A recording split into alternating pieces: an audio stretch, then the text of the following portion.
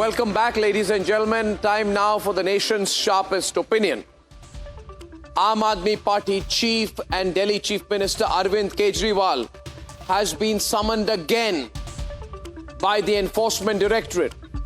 You would remember last time round when he was summoned, Arvind Kejriwal coolly said, "I'm not going, I'm busy." He says, "I'm too busy with campaigning in the Madhya Pradesh elections, where his party won the grand sum of 0 seats, but he did not go." Now, avoiding a summons for the second time will be difficult.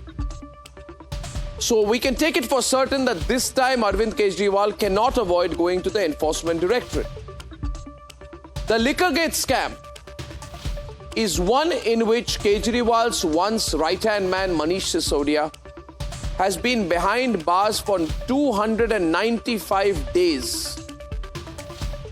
When he went in, Arvind Kejriwal said, "You're going to be out in a week or a month." 295 days. What does this mean? This means that he's not been able to get bail, which means a compelling enough case has not been made for bail, which means the courts are not convinced that prima facie there is no case, which means there is a case. Question is, if a case is there, who's guilty?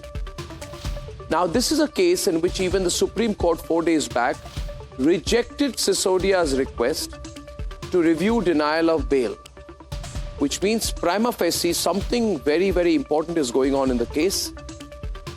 And even the Supreme Court believes you can't dismiss this case. There is something to it. Though the opposition keeps saying this is political vendetta, there are facts to the case.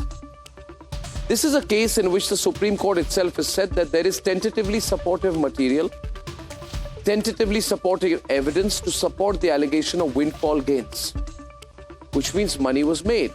Question was, who made the money? This is a case in which the Enforcement Directorate is thinking of making the Aam Aadmi Party an accused.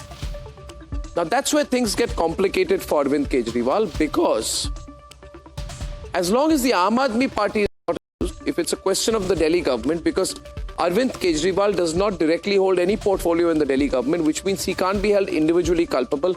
Ministers are held culpable. But if the Aam Aadmi Party is seen to be the beneficiary, that's when it gets complicated for Mr. Kejriwal, because at the end of the day, he is the CEO, COO, and everything in the top management for the Aam Aadmi Party. So he cannot avoid individual accountability. And ladies and gentlemen, the scale at which the Liquorgate scam has unraveled, the intricacies to which those involved have gone, the enmeshing of those in powerful position and lobbies, and the way in which liquor barons have profiteered is a charge which is not going away.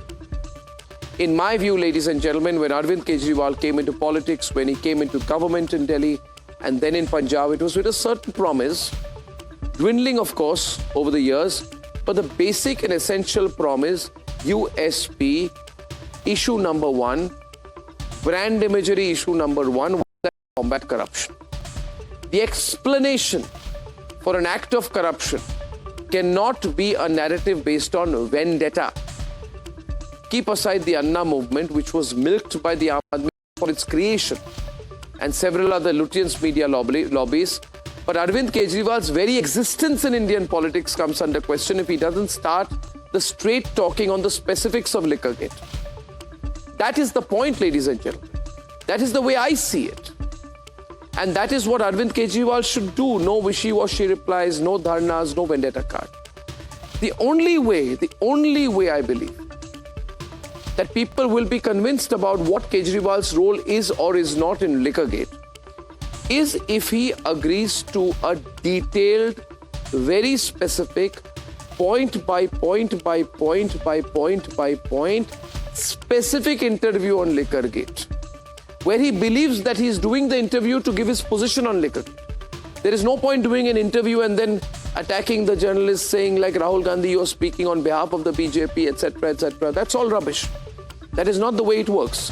Arvind Kejriwal should realize that the only way he can come clean is if he voluntarily submits himself to an act of humility and not arrogance, not hubris, by saying, "I will come on a detailed interview on Liquorgate, specifics of Liquorgate," where he answers the question and doesn't try to ask counter questions.